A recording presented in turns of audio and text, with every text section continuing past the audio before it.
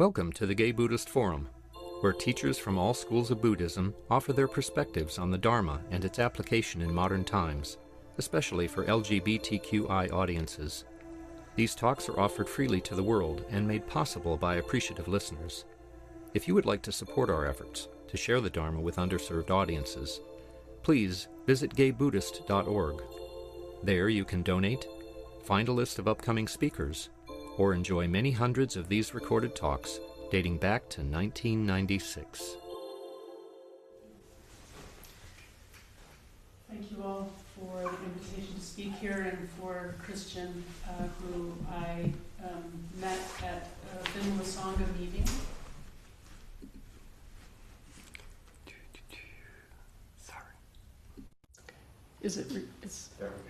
There we go. So thank you, Christian, for the invitation to speak here. And thank you all for the pleasure and the companionship of sitting together in silence. It's kind of a rare thing, sitting in silence. I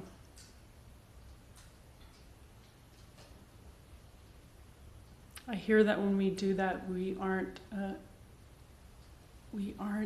creating karma.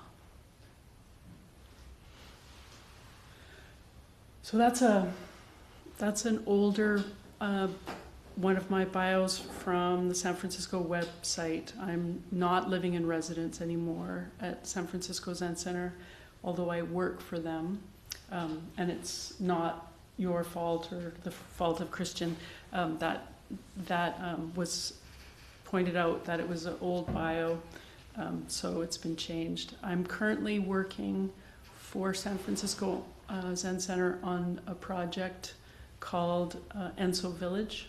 Some of you may have heard of it. It's a seniors community in Healdsburg, partnered or kind of co-created by the Kendall Corporation, which is a Quaker organization, and San Francisco Zen Center. So those are the two partners that are working on it. And I'm doing some research around Quaker practices, and one of the things that Buddhism and Quakerism shares, I would say, is this practice of silence. So there's comfort between those two sanghas, which I'm enjoying experiencing and finding out more about this other quite unusual group of people that practice together called Quakers. But that's not what I wanted to talk about today. What I wanted to talk about today is war.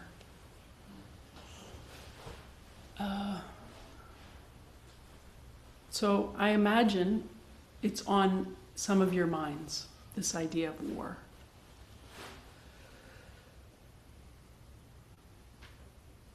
And it's very easy for us when we're faced with reading the news to then have lots of opinions about what's happening out there, about why we are in this place. And it seems to me that one of the differences about thinking that way, why is that happening out there, between that thought and then the thought of a practitioner, is rather than what's happening out there, what's happening in here. And it's only through what's happening in here that what is happening out there will change. Or at least that's one of the things that I think is true, and one of the things that practicing as a Buddhist has led me to hold deeply. That I cannot expect out there to change unless in here changes. There are these, they're called Kleshas, which translates, probably the easiest translation is destructive emotions. So there's a klesha, which is called aggression. And we all I imagine at one point or another, or even during every single day that we live, this feeling of destructive emotion arises to one degree or another. It can be very subtle, it can be very piercing. And one of the ways that it's described in the descriptions, Buddhist descriptions for aggression is like a cold, critical, cutting mind. There's not warmth there. There's not flexibility. It's extremely fixed. This aggressive mind. So it's interesting to me. There isn't in your shrine room, I don't think, a picture of Manjushri. However, Manjushri is often depicted holding a sword, which to me it's like pretty cold. A sword cuts. There's a lot of clarity in there. So I wonder what the difference is between this idea of aggression as a destructive emotion, and then the feeling of Manjushri, who's got this sword, and Manjushri is the bodhisattva wisdom. So that's kind of curious to me. And what's going on that allows those differences to be? Manjushri is usually depicted as a young man. He's never depicted as an older person. And the reason I have been taught is that wisdom is never old. Wisdom arises, it is relied upon, and then it ceases, and it turns into a new moment. There isn't this idea often of wisdom that you apply in every situation all the time. There is an idea that wisdom arises as a result of appropriate action. And that moment that you apply wisdom will never exactly happen again. So Manjushri is depicted as a young man holding a sword, which is used to bring wisdom to life. So how is this then different from this aggressive, warlike mind? And I think, for me anyway, the idea of war is relying on an action that isn't necessarily an appropriate action. A couple of weeks ago, a colleague of mine said to me, which was shocking to me, I'd like us to have a mediated conversation. I was really surprised by that because I thought our relationship was actually pretty workable. And she went ahead and asked somebody to mediate a conversation with me before she asked me if I would be interested in having that conversation, or before saying to me, I'm having some difficulties here. I found that very unpleasant, and it kind of sticks with me. This feeling of, I kind of feel that in a small scale world was an act of war. I felt like she set me up without preparation, without my input, and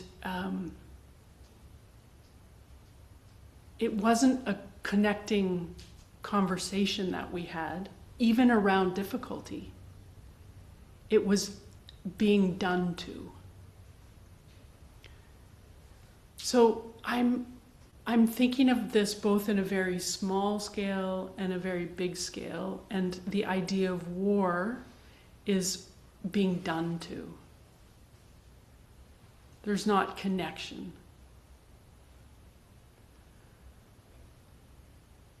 And I don't know if the outcomes of war are ever, are they ever positive? I kind of don't think so. They end.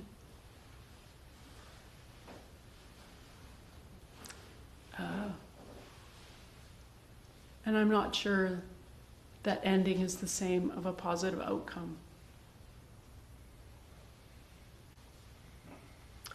And I think that for each of us, paying attention to our own feelings of aggression is not so pleasant for us, because we want that feeling to go away.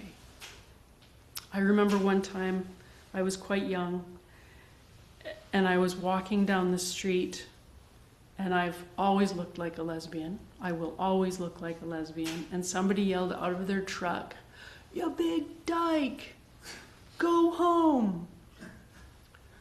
And that was a moment that stuck with me. I wasn't afraid that that person was going to get out of his truck. I was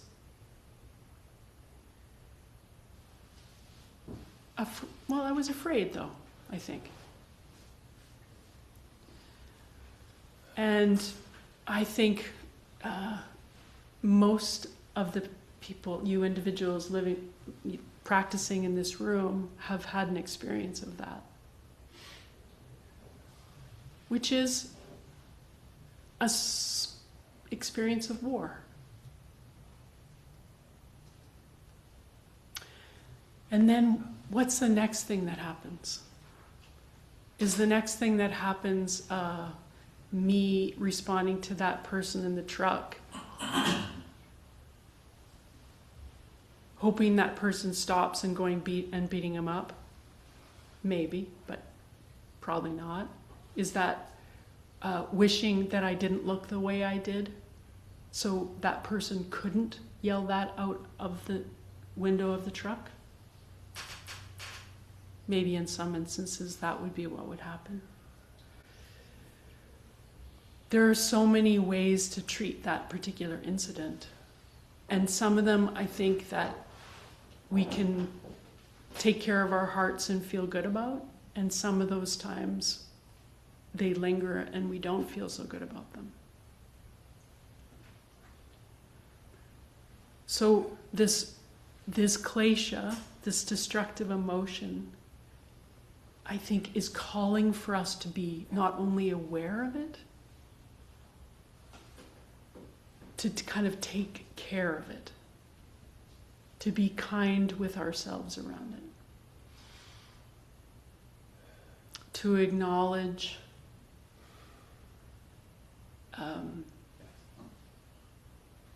to feel, and that through that, I think there's wholeness, there's relationship created, there's kindness. So it can be a lifelong process of gently understanding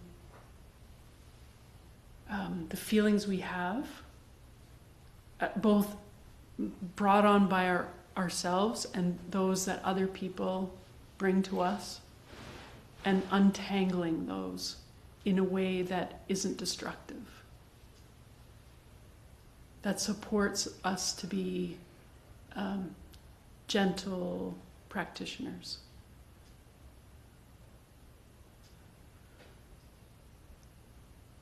And I'm not saying that this is an easy road. And as I said, I think most of us would rather not attend to these destructive emotions. Aggression being one, pride craving, jealousy, and ignorance. I think the habit patterns that we carry mostly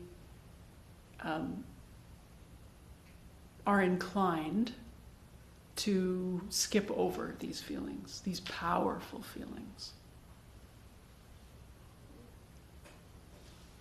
And by skipping over these powerful feelings, I think we don't talk to friends any longer. We don't engage with neighbors. We don't speak across community lines or political barriers. It just gets bigger and bigger and bigger.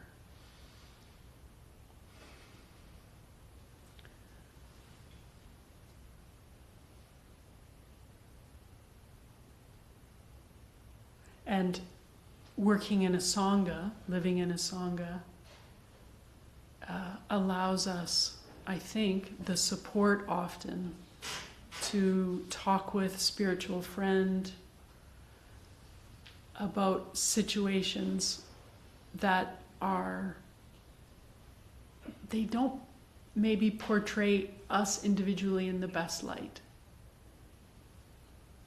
Because we're admitting that we have these destructive feelings, that we experience these emotions that we don't really like, that are uncomfortable. And that honesty allows for the situation to breathe and change. It's a little bit like keeping it caged up or opening the doors.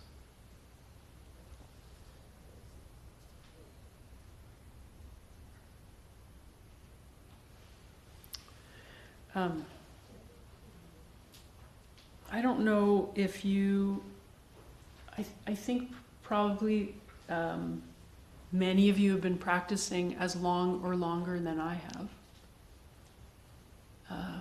I've heard that this is, or I was told and I've read that this is a group of practitioners that have been coming here and other places for many, many years. So I am curious about what people in the group think about working with destructive emotions, particularly in a time when certainly the political landscape is full of destructive emotion. And how, as practitioners, can we participate in that in a way that doesn't add to that energetic landscape?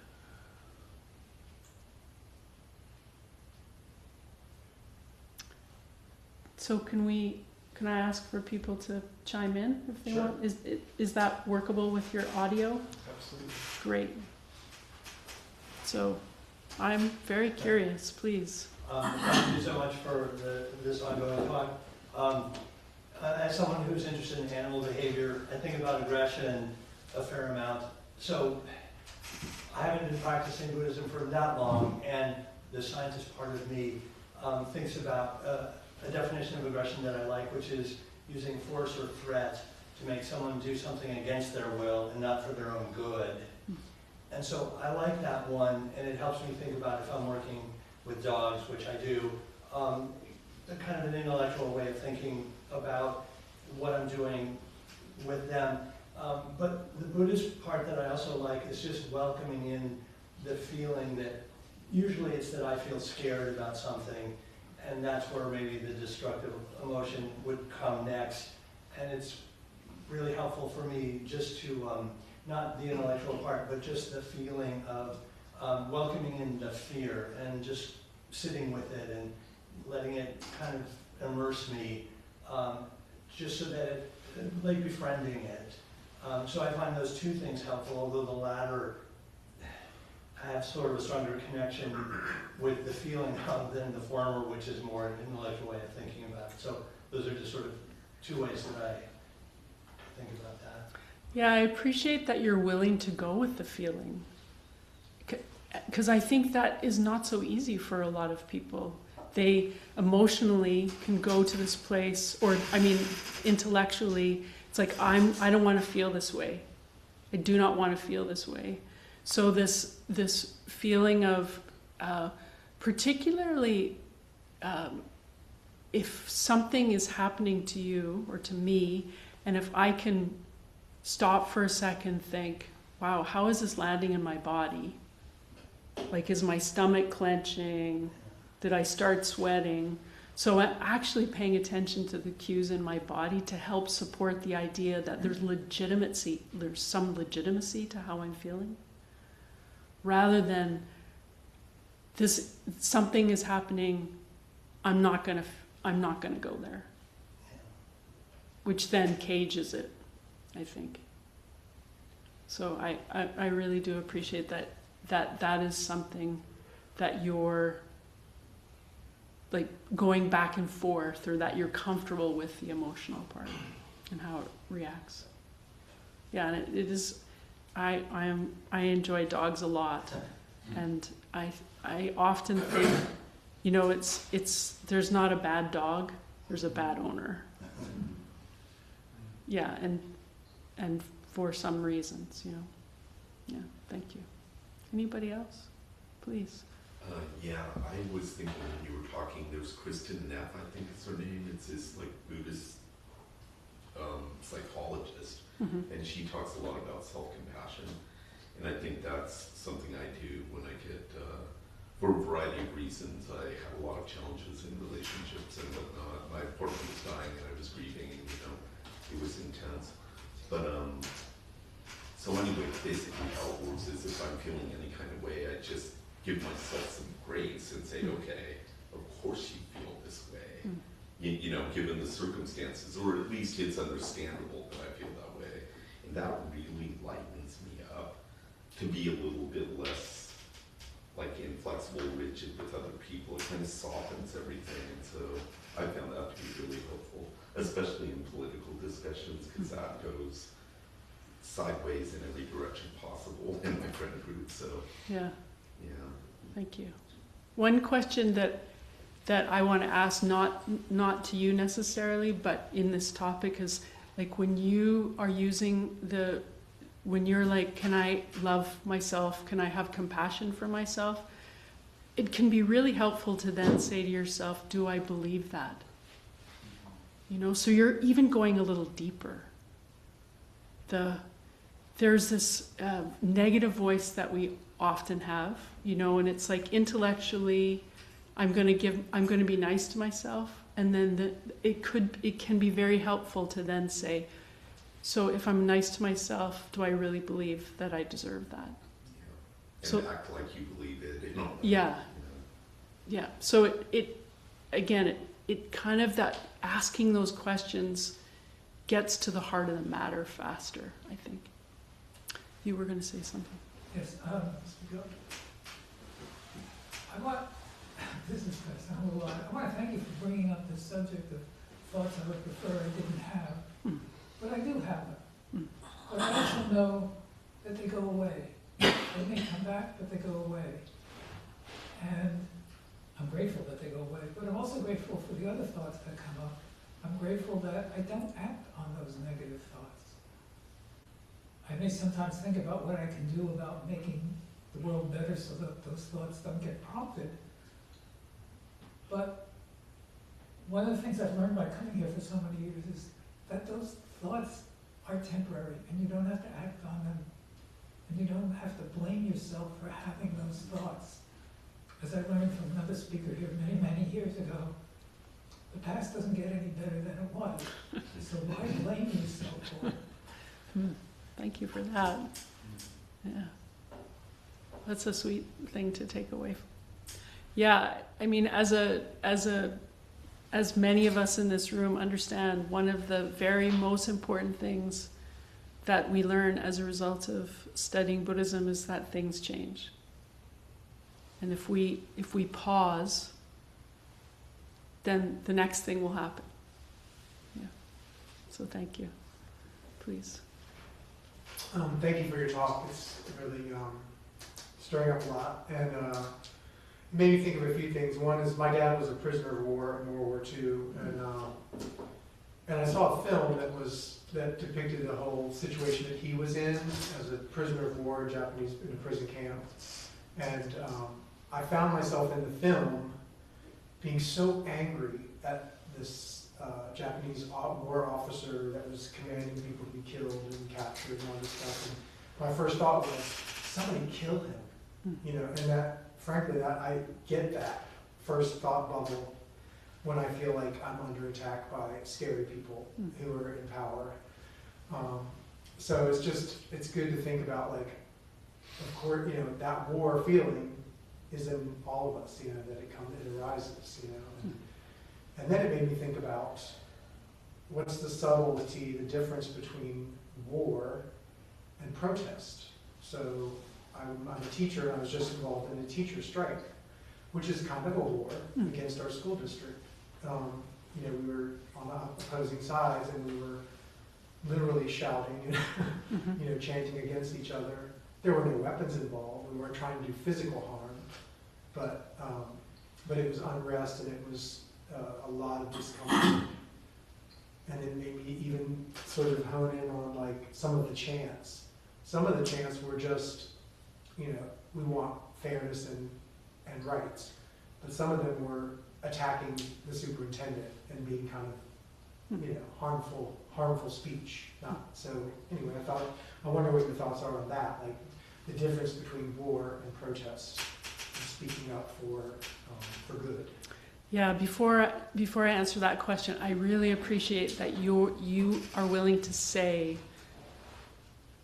the reaction for violence is part of my human reaction. So I think as a starting place, I think it's really important for us to realize that we have this amazing range of reactions, feelings, how we receive things. And having a reaction like, oh, I would like to harm that person, it's a reaction. And it might be a completely reasonable thing in that situation.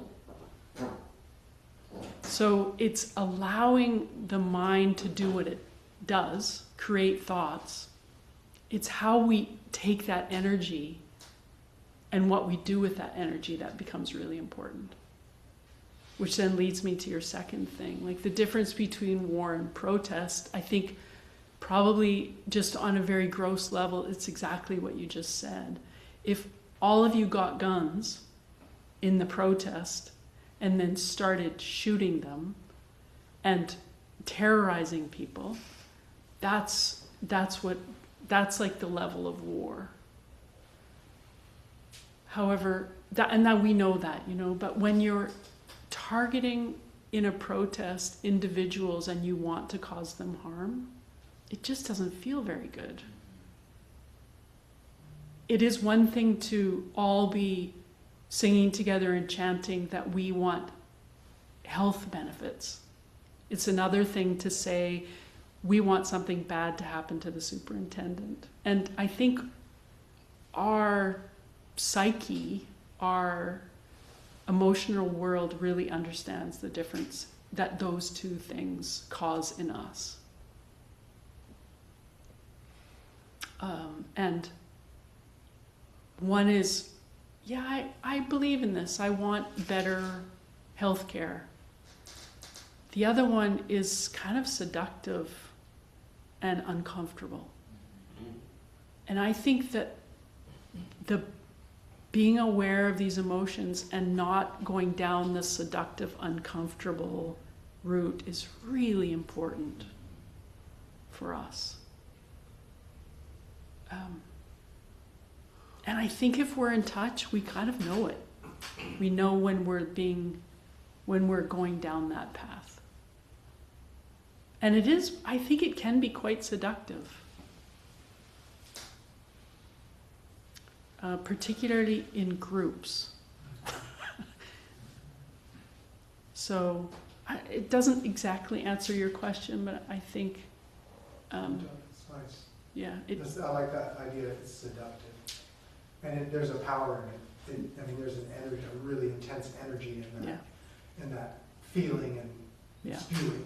yeah. Oh, it's like really that And- aggression, that Klesha. And I think that, again, it's very helpful to us, I think, to think about the first thing you said, which is that energy exists within us, and it can be extremely powerful and positive, because you can take that energy of aggression, and not use it as aggressive to somebody else. You can use it to get you out to protest, to get you out to change things, to get you out to motivate other people. So it can be very powerful energy, which can be used very well. So it's not the energy that is a bad thing in us or seductive. It's the using it in this kind of very insidious, destructive way. Mary, I have a question. Please. Can you hear me? It's Christian. Hi, Christian. Hi. So, Mary, thank you for the talk. And what it brings to mind for me is kind of an old formula that I heard for meeting each moment in the most compassionate way, or the way with the most loving kindness and wisdom, in order to move to the next step, in order to make progress. And in particular, it's a much smaller deal than a war in the Middle East, but I have a new neighbor in this place that I spend my winter, and he plays really, really loud music, and I knew that the meditation was coming up this morning, and I could feel myself beginning to sort of panic, like, as a Buddhist, I should be able to deal with this. Even if someone's playing loud music, I should be able to just ignore it. And in the end, I ended up simply closing my doors and turning on the air conditioning because it's hot here, and I can't really hear him. But I think that I think I can, I think what has improved for me in the past 7 or 8 years that I've been sitting is that I become aware of my emotions much more quickly than I did before. And I have a chance to use the wisdom and loving kindness to come up with the appropriate response. But the problem for me often is coming up with that appropriate response that gets a response that is, at least in part, solving the problem for me. Anyway, if you have anything you can say about that, I'd appreciate it. Well, the first thing I would say is you started out by saying, as a Buddhist practitioner, you should blah, blah, blah. And I think when we hear that language applied either to ourselves or to another person, that's a like warning, warning, warning, warning. That feeling like I should be means that you're not actually paying attention to what's happening. And because your habit patterns or your like intellectual overlay is stuffing down what actually is happening. So I think that if you can treat your reality, which is in your example, the loud music, as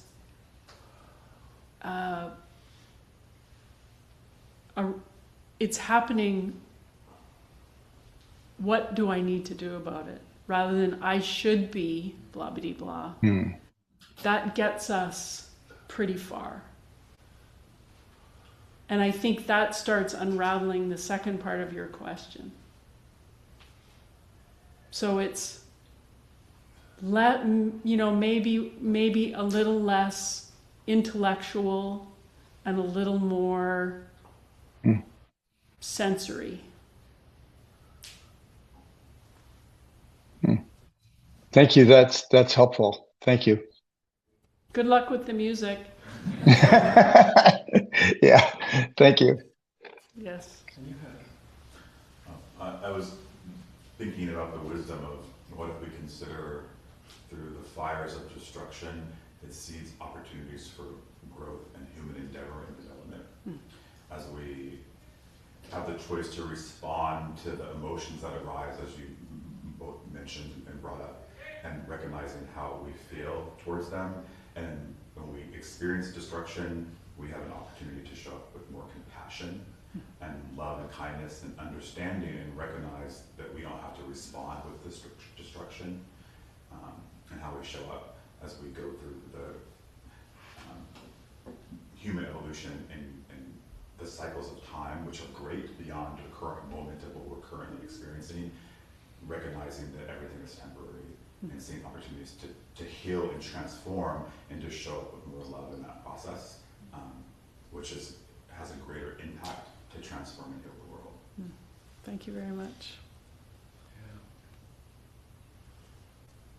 What came up for me, your reflection on your earlier life with the homophobic attack. I've lived here in California now for 50 years, and luckily never in San Francisco, but once in Napa and once in the Russian River years ago.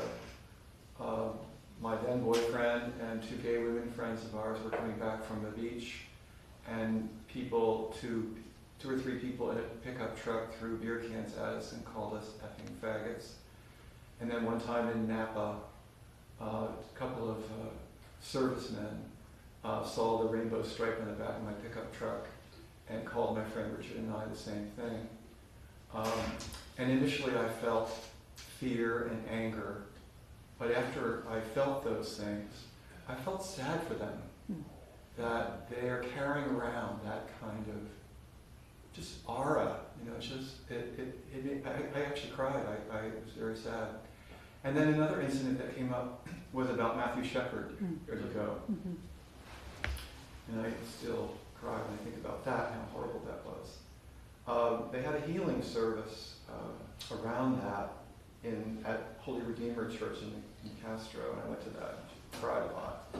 But afterward, Matthew Shepard's parents were able to forgive those guys that beat and killed their son. And I thought that was a really beautiful, difficult but beautiful thing to hear about and to hold. I hope we all can get to that place. Yeah, may it be so. Yeah, I think your description, it's possible to go through this range of emotion, which is when somebody says that to you, you feel hurt and anger, which is a destructive emotion. Sadness is not a destructive emotion.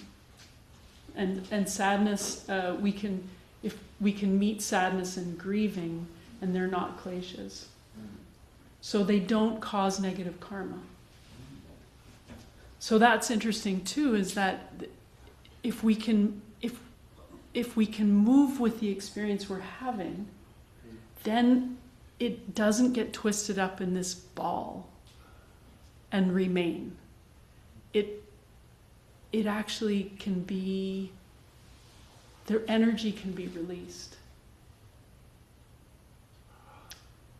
And that's, as I say, this is not so easy. I think many of us have stayed because of particular instances in hurt and anger. Or hurt maybe, but anger and fear. And those can cause a lot of, they're hard to get out of once we've really put them on as armor. Please. So whenever thinking about war, to jump to another part of India, I always think about the Bhagavad Gita, and just to set the stage for people who might be unfamiliar with it. So the premise of the story is that there's this great war that's happening between Dharma and Adharma, and Arjuna is this great warrior, and he is going to fight, and he looks across the field and he sees on the other side kinspeople to him and people that he's known and respected who are basically on the demonic Adharmic side. And so he collapses on the battlefield and says, oh, I can't fight these people. How could I do this? I can't do this. And his charioteer reveals himself to be Krishna, supreme form of Godhead, right? And has this whole discussion, which is what the Bhagavad Gita is, with Arjuna about how to fight in the war on the side of Dharma without falling into what I feel like you've been talking about, the seductive path of the negative emotions. And it's really, really fascinating, because some people think Bhagavad Gita is just metaphorical and just symbolic. And other people think it's also practical. But what the teaching is about is, who are you internally while you are doing any of these actions, right? If this is a time where if you do not act, Dharma will be crushed by Adharma, right? And you're a warrior, and it's your duty to be a warrior. How are you a warrior? And the teaching is to be basically as pure inside as possible, centered in the values of justice, but justice not as revenge, justice as trying to serve Dharma, right? It's just really interesting. And that comes back to like this idea of Manjushri and his sword. Yes. So Manjushri is using a sword. He's using wisdom with a very pure heart. Yes. And it can be cutting. However, there's not the spin Right. of negativity or destructive emotion. Yeah. So we're not saying that action, cutting with a sword, is a bad thing. Sometimes it's the most appropriate thing. What I'm proposing is that, as you just said, if we're doing it with a pure heart, which is tricky, Yes. but if we're doing it with a pure heart, then then it's an appropriate action rather than a destructive action. And that discernment is what you all do here every Sunday for 30 minutes together, is getting to this place of pure heart. Thank you very much. There's this thing that Pema Chödrön says, that when emotion grabs you, if you can remember to become embodied, present, and then kind, if you can move through those things, embodied, present, and kind, it will support you in your language to this pure heart.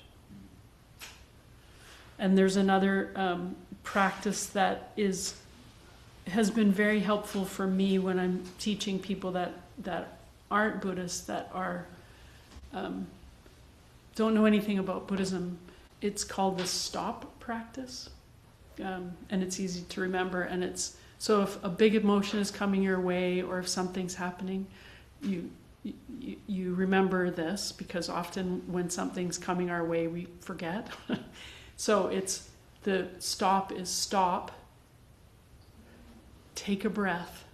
So you're creating that pause, take a breath, observe what's happening in your body, and then proceed.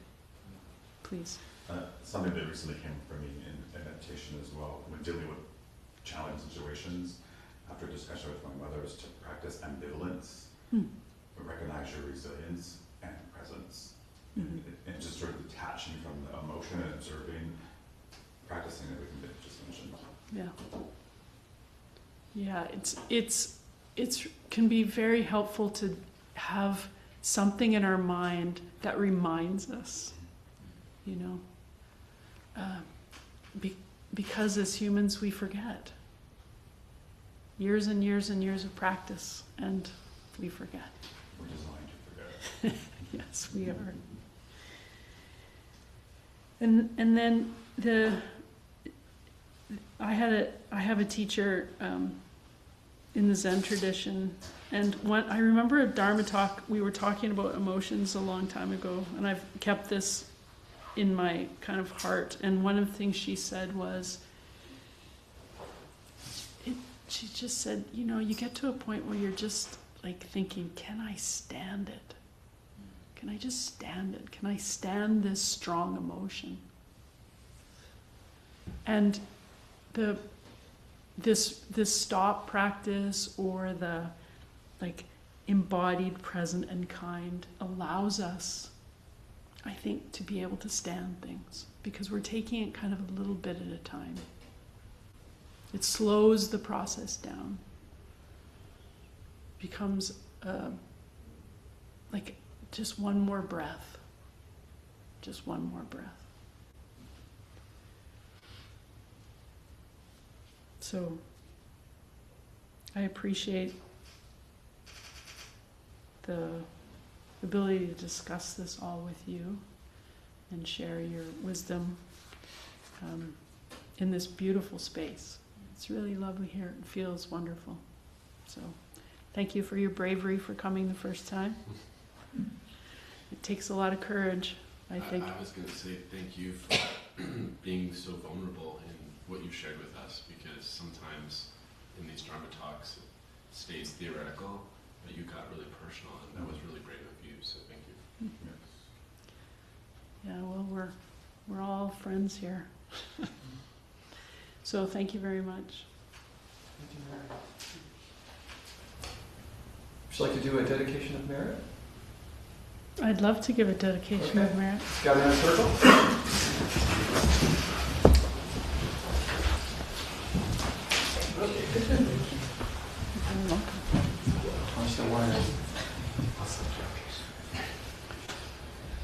By this merit, may all obtain omniscience.